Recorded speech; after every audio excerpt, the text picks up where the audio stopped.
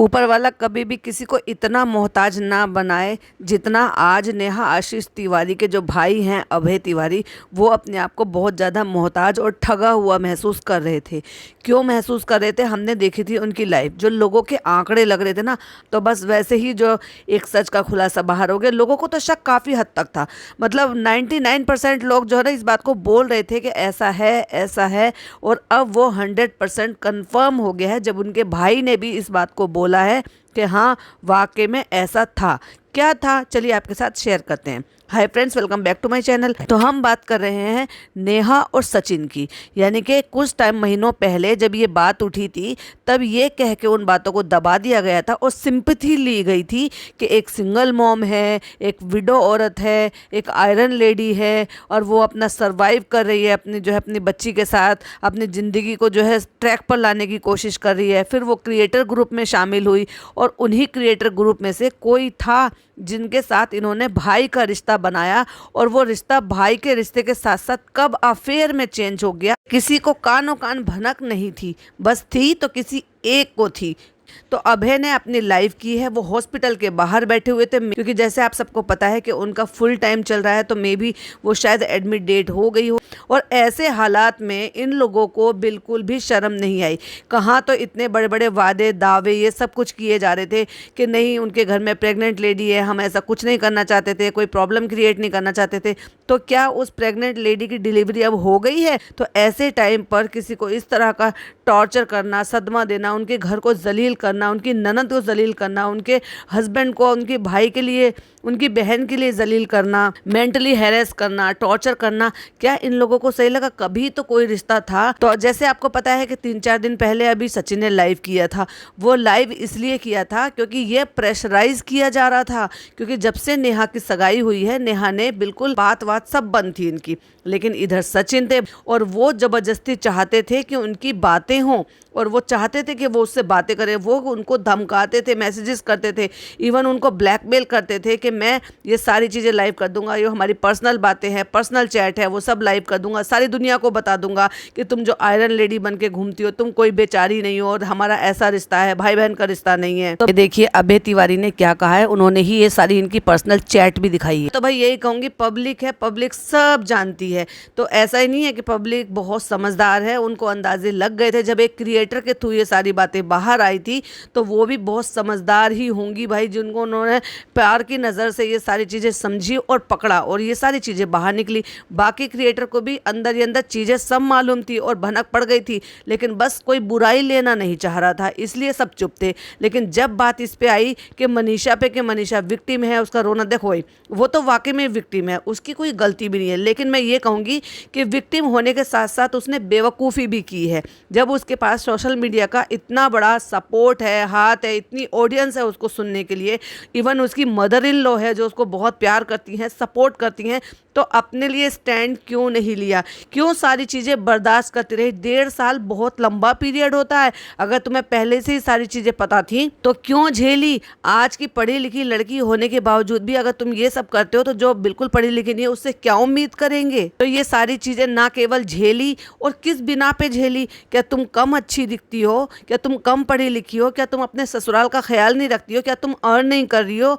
बल्कि तुमने ही पूरे घर को ये सोशल मीडिया का रास्ता दिखाया है। उसके बावजूद भी तुम विक्टिम के साथ साथ बेवकूफ़ निकली। क्यों? क्योंकि तुमने अपने घर बसाने के चक्कर में सारी चीज़ों को बर्दाश्त किया, और इन चीज़ों को 1.5 साल पहले ही ओपन कर देना चाहिए था। और वो जो वीडियो थी ना वो भी सही थी, क्योंकि जिस लहजे में वो बोल रही थी, पहले तो मुझे लगा था कि भाई वो इसलिए बोल रही थी क्योंकि अपने आप को वो क्लीन चिट देना चाहती थी, या फिर वो वाकई में आयरन लेडी की तरह से जो उनको खिताब दिया गया है कि वो डरती नहीं है, डंके की चोट पर बात करती हैं, तो वो इसलिए। अब वो किसी ने तो रिकॉर्ड किया था जिस दौरान ये बातें हो रही थी वीडियो कॉल पे, और वो उनको कह रही थी मनीषा को कि क्या है तेरे पति में ऐसा, मतलब मैं तो अगर उसको दूसरे उसमें देखा, क्या है सचिन में? लप्पू सा सचिन है, झिंगुर सा लड़का है। चलो मजाक से हट के बात करते हैं।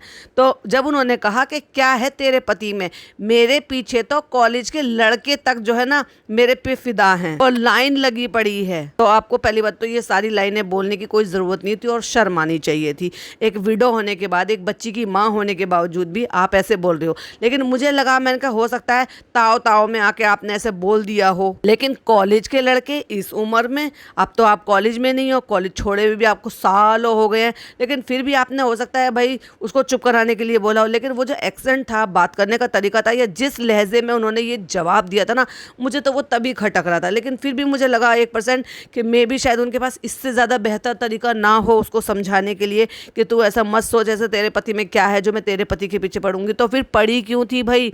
1.5 साल से ये जो रिश्ता था, अब उनके भाई ने एक्सेप्ट किया। अभी कुछ दिन पहले, अभी ये जो बवाल हुआ है ना, ये अब तक तो ये चल रहा था, अच्छा भाई अभी सगाई से पहले इनके घर में आपस में कुछ बात हुई होगी, और उसी दौरान मुझे ऐसा लगता है कि इनके घर में, क्योंकि ये जो कंट्रोवर्सी हुई थी अदर क्रिएटर की तरफ से, जिस क्रिएटर के घर पे ये लोग गए हुए थे और वहाँ पर ये सारी बातें खुली थी, क्योंकि बंद कमरे में इनको पाया गया था, तो वहाँ से ये बातें बाहर निकली थी, तो ये सारे सोशल मीडिया पे फैल गई थी। बहुत सारी जगह पे तो कुछ कुछ वीडियो भी किसी ने प्रोवाइड कराई गई थी, जो कि हर रिएक्शन चैनल वालों के पास समझ में आ रही थी, लेकिन अपलोड वो किसी ने नहीं की थी, लेकिन दावा सब करते थे। तो ये तो हो गई, उन बातों को तो हो गए महीनों, लेकिन ये बातें जो थी कि ये थोड़ी सी इन्होंने दूरी बना ली थी। अब नेहा ने जब इनसे दूरी बनाई, वो सचिन को बर्दाश्त नहीं हुआ। वो चाहते थे कि ये मुझसे रेगुलर इसी तरह से बात करती रहे, मेरे कॉन्टेक्ट में रहे।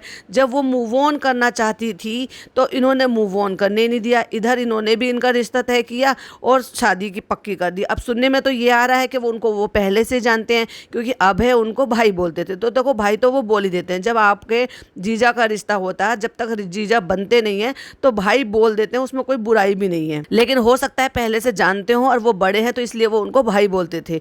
तो वो ये कहते हैं कि वो जो रिश्ता है वो भी जान पहचान का है और पहले से एक दूसरे को जानते थे, और ये उन्होंने ही प्रपोज किया है। और कहीं सुनने में आ रहा है कि ये लव मैरिज है, दोनों ने एक दूसरे को पसंद किया, दोनों की एक दूसरे के साथ चैट हुई है, इसीलिए दोनों की कास्ट में भी थोड़ा सा फर्क है। चलो जैसे भी था, बहरहाल उनका घर बस रहा था, और जब ये घर बस रहा था तो नेहा ने फिर वहां से कन्नी काटने की सोची होगी। अब ये सचिन को बर्दाश्त नहीं हुआ, तो यहाँ से इनकी वापस से प्रॉब्लम शुरू हुई है। जब रिश्ते की बात चली तो इसमें जब उन्होंने कुछ कुछ कहा होगा तो ये बातें बाहर निकली कि भाई इस तरह से बातें हैं या उनका ये रवैया है।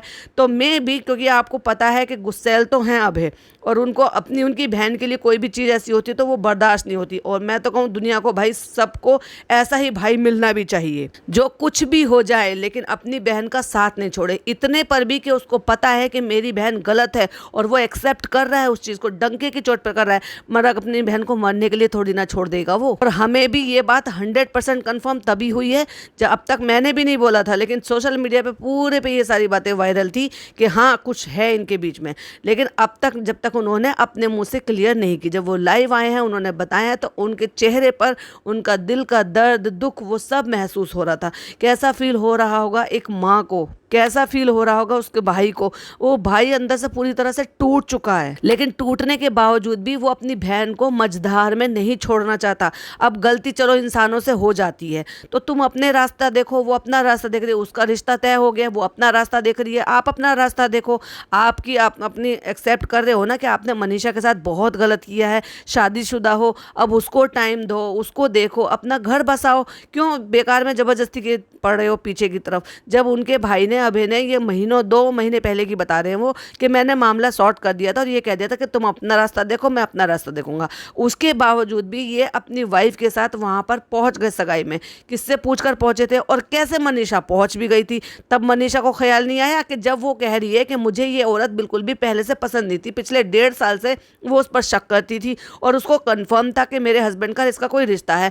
तो चलो मान लिया जाए कोई रिश्ता था और तुम उस पर 100% कंफर्म थी, तब तुम्हारे पैर कैसे उठ गए उसी लेडी के दरवाजे पर जाने के लिए जिस लेडी ने तुम्हारा घर उजाड़ा है। तो वाकई में तुम में बुद्धि है भी क्या नहीं है। अभय ने बहुत सारी चैट दिखाई है जिसमें वो उनको लगातार मैसेजेस करे, इवन वो लाइव में भी वो स्क्रीनशॉट उन्होंने शेयर किए जहां पे वो लगातार उनको धमकियां दे रहा है। आज मतलब मैं रात को पॉडकास्ट बना रही हूँ, तो आज यानी कि 10 तारीख को भी ये सारी चीज़ें हो रही थी कि पहले एक कम्युनिटी लगाई गई, फिर उनको धमकाया गया, फिर एक और कम्युनिटी लगाई गई, फिर एक वीडियो डाला गया जिस वीडियो में मनीषा ने सब कुछ बताया कि मेरे साथ क्या हुआ था, क्योंकि लोग डिमांड कर रहे थे कि मनीषा तुम अपना पक्ष रखो। देखो लोगों को सिंपैथी है मनीषा के साथ, लेकिन होनी भी चाहिए, और वो उसकी कोई गलती भी नहीं है। गलती उसकी इतनी ही है कि उसने अपने लिए जो अब आवाज़ उठा रही है वो आवाज़ उसको तब उठानी चाहिए थी, चाहे अपना ही पति गलत क्यों ना हो, अपने पति लड़की के खिलाफ भी उसको बोलना चाहिए था उस वक्त, क्योंकि मनीषा गलत नहीं थी, सचिन गलत था। और अब अचानक से